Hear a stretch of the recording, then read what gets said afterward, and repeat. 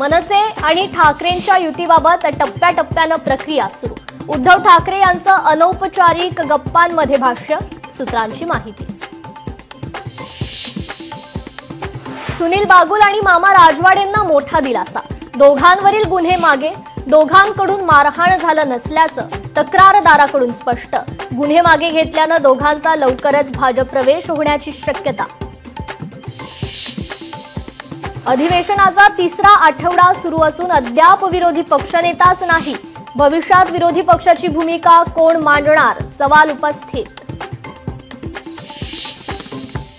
शरद पवारांच्या राष्ट्रवादीच्या राज्य कार्यकारिणीची आज दुपारी बैठक, नवीन प्रदेशाध्यक्ष पदाची घोषणा केली जाण्याची शक्यता। मी राजीनामा दिलेला नाही, राष्ट्रवादी प्रदेशाध्यक्ष पदाच्या राजीनाम्यावर जयंत पाटलांचं स्पष्टीकरण। भाजपच्या नेत्यांशी चांगले संबंध, मात्र प्रवेशासाठी कोणालाही विचारलं नसल्याचं केलं नमूद। महायुतीच्या समन्वय समितीची आज पुन्हा एकदा बैठक, महामंडळाचं वाटप, शासकीय नियुक्त्या, समित्यांचं वाटप आणि इतर मुद्द्यांवर शिक्कामोर्तब होण्याची शक्यता। निवडणुकीत भाजप नंबर 1 चा पक्ष ठरला पाहिजे।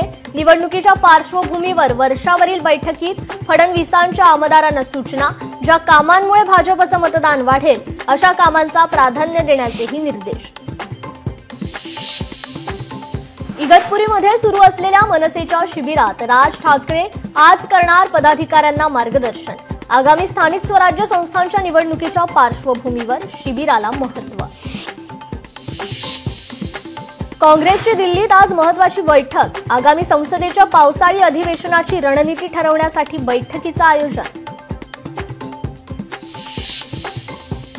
भारतीय अंतराळवीर शुभांशु शुक्ला आज दुपारी पृथ्वीवर परतणार, भारतासोबत जगभरासाठी अभिमानाचा क्षण।